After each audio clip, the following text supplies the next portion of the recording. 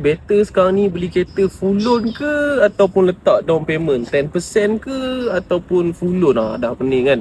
Pula tu sekarang ni bila kita tengok dekat dalam social media semua banyak SA recommendkan buat full loan. Bukannya kita untung lebih pun buat full loan ni. Full loan ni lebih kepada orang Senang marketing, orang senang beli. nak ambil sebabnya full loan, tak payah keluar apa-apa kan. Orang fahamnya begitu lah. Tapi sebenarnya Kalau ada duit bagusnya keluar sikit down payment at least 10% ke untuk kurangkan loan tu. Maksudnya loan tu tak payah tinggi sangat.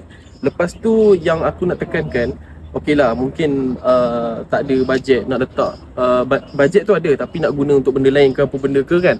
Aku faham, tapi at least kalau tak boleh letak 10%, yang benda-benda insurans, road tax ke, ada surcharge untuk color ke, yang tu korang bayar cash lah. Sebabnya dia jadi macam, okey contoh insurans insurans 3,000 masuk dalam loan dah korang bayar setiap bulan dengan ada interestnya, buat apa kan, jadi rugi.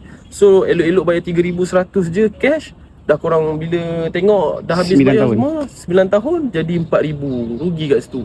So kalau tanya aku, sebaiknya letaklah 10% down payment dan loan tu kalau boleh dipendekkan 7 tahun ke supaya korang ada ruang untuk buat loan benda lain lah. Sebab hidup ni bukan semata-mata kereta je guys. Mungkin in future korang nak beli rumah ke, nak invest ASB finance ke apa benda ke, senang, dia still ada ruang. So bila kau dah banyak guna ruang tu untuk kereta, jadi sayang lah. At least kau spare sikit ruang tu untuk buat benda lain. Macam tu lah.